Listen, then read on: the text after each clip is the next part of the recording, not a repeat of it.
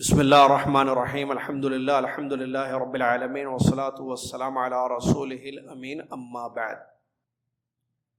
فقہ جو پڑھائے ہیں ہم اب تک، جو پڑھ چکے ہیں ٹاپکس، نمبر 1 علم کی فضیلت اور فقہ کی تعریف، نمبر 2 سیکنڈ کلاس میں جو پڑھے تھے ہم، نمبر 2 اسلام کی تعریف اور اس کے ارکان، نمبر 3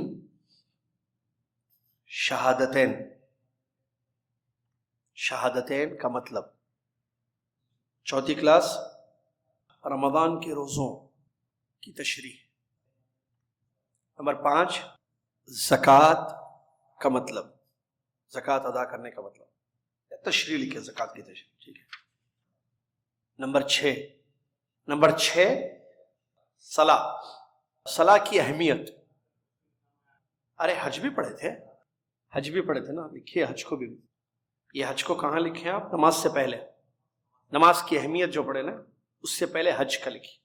نمبر 7 صلاح، نماز کی اہمیت، ٹک مار دیجیے، اس کو پڑھ لیے۔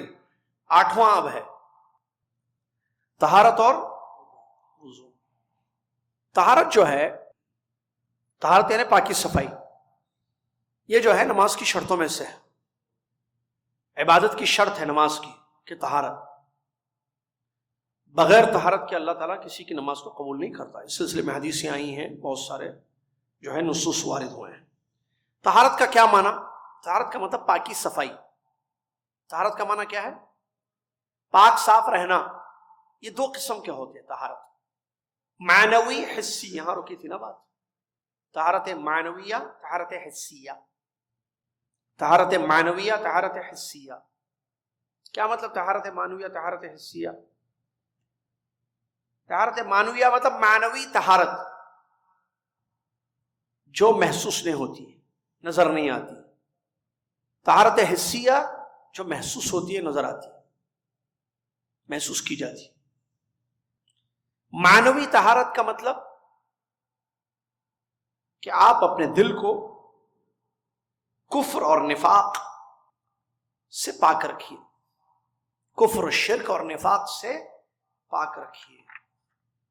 کفر، شرک، نفاق اور بغض بھی لکھ سکتے ہیں آپ۔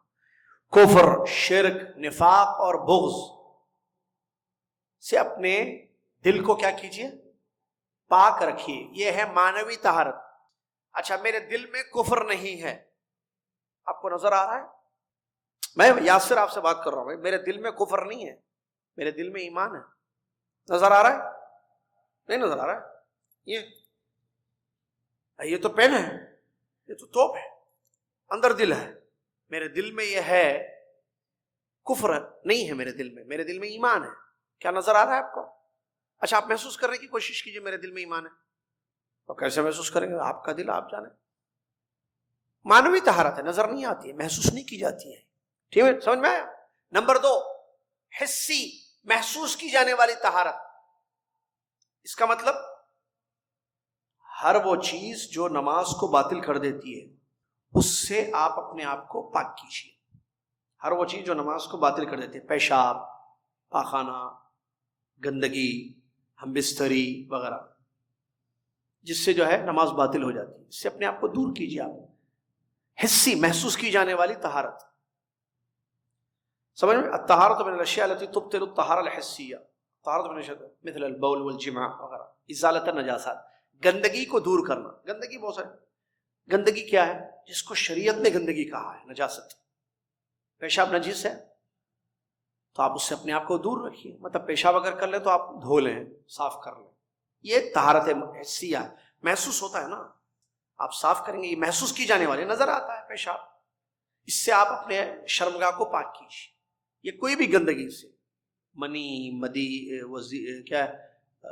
منی، مزی، ودی، پیشاب، پاخانہ، ان تمام چیزوں سے اپنے باڈی کو پاک کیجیے۔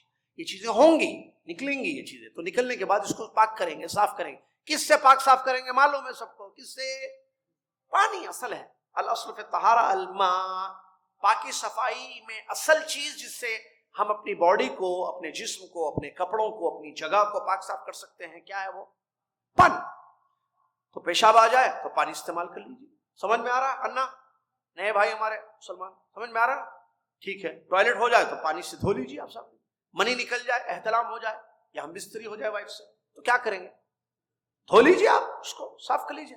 باڈی کو نہا لیجیے پانی سے، شاور لے لیجیے آپ، تو آپ کا مدی نکل کے پیشاب کرتے وقت کچھ قطرے جو نکلتے ہیں تو آپ شرمگاہ کو دھو لیجیے، وضو کر لیجیے، پاکی ہوگی.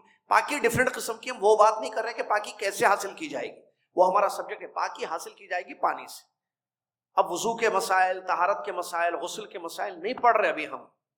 کن چیزوں سے غسل واجب ہو جاتا ہے، کن چیزوں سے وضو واجب ہو جاتا ہے، اور وضو کا طریقہ کیا ہو، یہ سب آگے آئے گی چیزیں، ابھی نہیں ہے. صرف اتنا یاد رکھیے کہ طہارت ضروری ہے. طہارت 2 ٹائپس کی ہوتی ہے. ایک معنوی جو نظر نہیں آتی، جس کا مطلب یہ ہے کہ دل کو کفر، نفاق اور شرک سے، بغض وغیرہ سے پاک رکھیے، معنوی طہارت ہے. آپ کے دل میں کفر ہے، آپ نماز پڑھیں گے آپ کی نماز قبول نہیں ہوگی. آپ کے دل میں شرک ہے، شرک سے آپ کا دل پاک نہیں ہے تو آپ کی نماز قبول نہیں ہوگی. نفاق ہے دل میں تو قبول نہیں ہوگی. ٹھیک ہے. تو 3 چیزیں، کفر، شرک، نفاق، اس سے دل کو پاک. محسوس کی جانے والی طہارت یہی پیشاب، پاخانہ، مدی، منی، ودی، یہ گندگیاں ہیں سب، نجاست بولتے ہیں اس کو. خون نجس ہے، بعض خون نجس ہے، بعض نجس نہیں ہے. گندگی، ہر خون گندا نہیں ہوتا ہے. منسس میں جو خون ہے وہ گندا ہے، نفاس میں خون وہ گندا ہے. لیکن اگر چوٹ لگ جائے عورت کو، پیاس کاٹتے کاٹتے عورت کی انگلی کٹ گئی تھوڑی سی اور اس کا خون نکل گیا انگلی میں سے، کیا یہ نجس ہے؟ اب اس کو نہانا ضروری ہے نماز پڑھنے کے لیے، وضو کرنا ضروری ہے. اچھا نکل کے بہہ بھی گیا صاحب، خون زیادہ نکل گیا، انگلی جو کٹ گئی بیچاری کی، نکلتے گیا، ٹپکتا گیا خون، ٹپکے، زیادہ نکلے، کم نکلے، نجس نہیں ہے یہ بلڈ، اس سے وضو نہیں ٹوٹے گا. سمجھ میں آئی بات؟ چلیے. تو ہر چیز نجس نہیں ہوتی ہے. تو بہرحال نجاستوں سے جو ہے اپنے بدن کو، کپڑے کو، نماز کی جگہ کو پاک کرنا ضروری ہے. ٹھیک ہے. چلیے. وضو، وضو نہیں وضو، وضو بھی نماز کے لیے شرط ہے. بغیر وضو کے نماز نہیں ہوتی ہے. اللہ تعالیٰ اس آدمی جو ناپاک ہو جائے، چھوٹی ناپاکی، جس کا وضو ٹوٹ گیا، جو کسی نے پیشاب کر لیا، ٹوائلٹ کو چلا گیا، ہوا خارج ہو گئی، سو گیا، اونٹ کا گوشت کھا لیا، شرمگاہ کو بغیر کپڑے کے ڈائریکٹ ہاتھ سے چھو لیا وغیرہ، اس قسم کی کوئی حرکتیں کسی نے کی تو اس کا وضو تو گیا. اب جب وضو ٹوٹ گیا تو اللہ تعالیٰ اس کی نماز کو قبول نہیں کرے گا جب تک کہ وہ وضو نہ کر لے. وضو کی بڑی اہمیت آئی ہے. اور نماز کے لیے کہ بعض چیزوں کے لیے وضو کیا جاتا ہے، جیسے طواف ہے وغیرہ ہے، قرآن کو چھو کر پڑھنے کے لیے بھی وضو کیا جاتا ہے. تو نماز کے لیے بھی، چونکہ ہم نماز پڑھ چکے ہیں، اب اس کے بعد یہ آ رہا ہے مسئلہ، تو وضو جو ہے نماز کے لیے ضروری ہے. اللہ تعالیٰ نے فرمایا یا ایھا الذین آمنوا اذا قمتم الى الصلاة فاغسلوا وجوہکم وایدیکم الى المرافق وامسحوا برؤوسکم وارجلکم الى الکعبین. سورہ مائدہ کی مشہور آیت ہے. اے وہ لوگوں جو ایمان لائے ہو، ترجمہ اس آیت، اے وہ لوگوں جو ایمان لائے ہو، جب تم نماز پڑھنے کے لیے کھڑے رہو یا ارادہ کرو، جب تم نماز پڑھنے کا ارادہ کر لو، نماز کے لیے جانے کا، پڑھنے کا، فَغْسِلُوا وُجُوهَكُمْ، تو اپنے چہروں کو دھو اور اپنے ہاتھوں کو کوہنیوں تک دھو، اپنے سر کا مسح کرو اور اپنے پیروں کو ٹخنوں تک دھو. مطلب وضو. تو اللہ تعالیٰ نے کیا فرمایا؟ اگر نماز پڑھنا ہو تو وضو کرو، جب تم نماز پڑھنے کا ارادہ کرو تو وضو کرو. وضو کی بہت فضیلت ہے، آپ کو معلوم.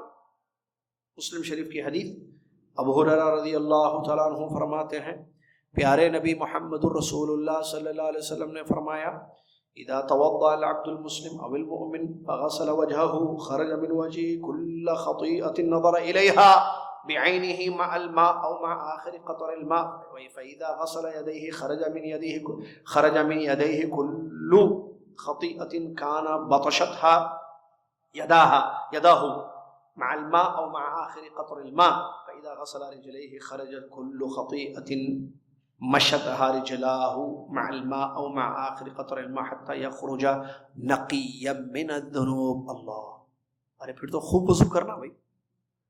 کیوں؟ پیارے نبی صلی اللہ علیہ وسلم نے کیا بات بیان فرمائی ہے بھائی، اللہ ان کو جزائے خیر عطا فرمائے.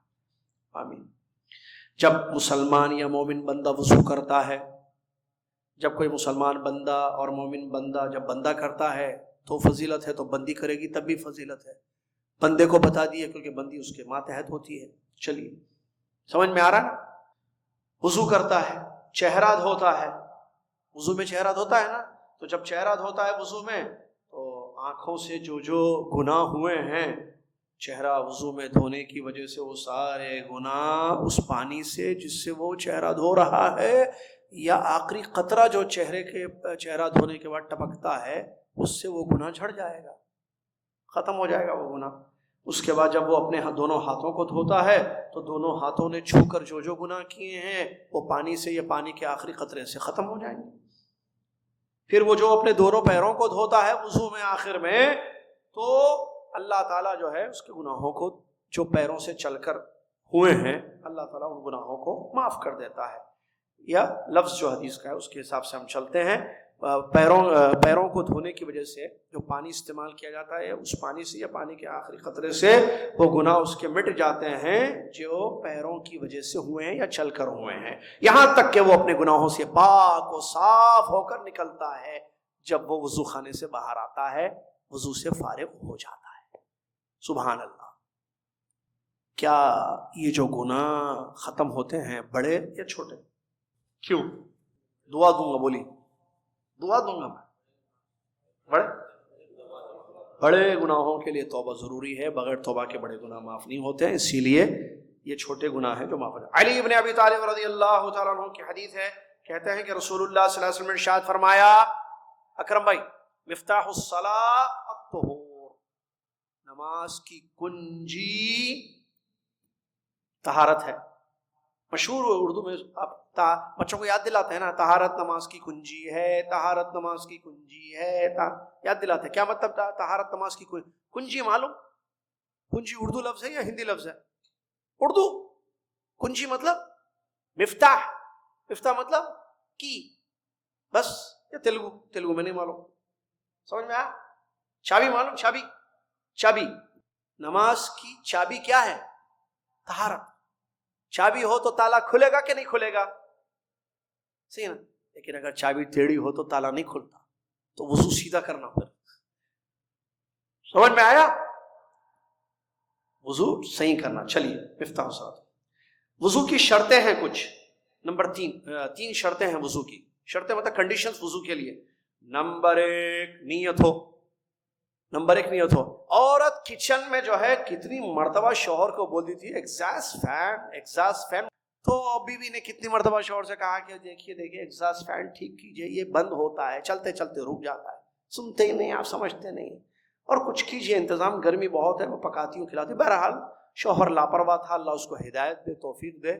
اس نے جو ہے ایگزاسٹ فین نہ ٹھیک کیا، نہ جو ہے کوئی گرمی بھگانے کا انتظام کیا. اب بیچاری جو ہے پکا کے پسینہ اس کا آ گیا. اب وہ فارغ ہو گئی پکانے سے، گئی ہاتھ دھو لی، چہرہ بھی دھو لیا، بال سر کے ذرا ادھر ادھر ہو گئے تھے اس کو بھی ایسے پانی سے پوچھ کر اس کو بھی ٹھیک کر دیا، اور پیر بھی دھو لیا. اور وہ نمک چکی تھی نا تھوڑا سا، تو کلی بھی کر لی، ہاتھ بھی دھو لی بیچاری، کلی بھی کر لی، چہرہ بھی دھو لی، سر پہ ایسے ہاتھ بھی پھیر دی. اب یہ سب اس نے کیا تاکہ گرمی اس کی چلی جائے. پانی ٹھنڈا پانی تھا ماشاءاللہ نل میں جو آ رہا تھا، تو اس نے یہ سب کام کیا. لیکن یہ کام اس نے نماز پڑھنے کے لیے نہیں کیا، نیت اس کی وضو کی نہیں تھی. کیا اس کا وضو ہوگا؟ کیوں؟ اس نے ٹھنڈک حاصل کرنے کے لیے ہاتھ پیر دھوئے. سمجھ میں آیا کہ نہیں؟ بولیے. نیت نہیں تھی وضو کی. تو اسی لیے ہم کہہ رہے ہیں وضو کے لیے شرط چاہیے کہ آپ وضو کرنے کی نیت ہو، نماز کی نیت ہو، یا وضو کی نیت سے آپ یہ چیزیں دھوئیں. وضو کی نیت نہیں ہے، پھر کیا نیت ہے؟ ٹھنڈک حاصل کرنے کی نیت، جیسے اس عورت نے کیا ہے. تو کیا اس عورت کا وضو ہم کہیں ہو جائے گا؟ نہیں ہوگا. سمجھ میں آیا؟ وضو کی شرط سمجھ میں آ گئی. نیت. نمبر 2 پاک پانی ہونا ضروری ہے صاحب. جس پانی سے آپ کو وضو کرنا ہے وہ پانی پاک ہو، مطلب گندا نہ ہو، نجس نہ ہو. پانی ناپاک بھی ہو جاتا ہے. وہ کیسے ناپاک ہوتا ہے؟ مثال کے طور پر میں بتا دوں، اگر پانی میں کوئی گندی چیز گری اور اس گندگی نے پانی میں کوئی گندی چیز گری اور اس گندگی نے پانی کے رنگ کو یا بو کو یا مزے کو بدل دیا. ایک بکٹ میں پانی تھا، تیار تھا نہانے کے لیے. ٹھیک ہے، نہانے کے لیے، وضو کرنے کے لیے، نہانے کے لیے تیار تھا پانی.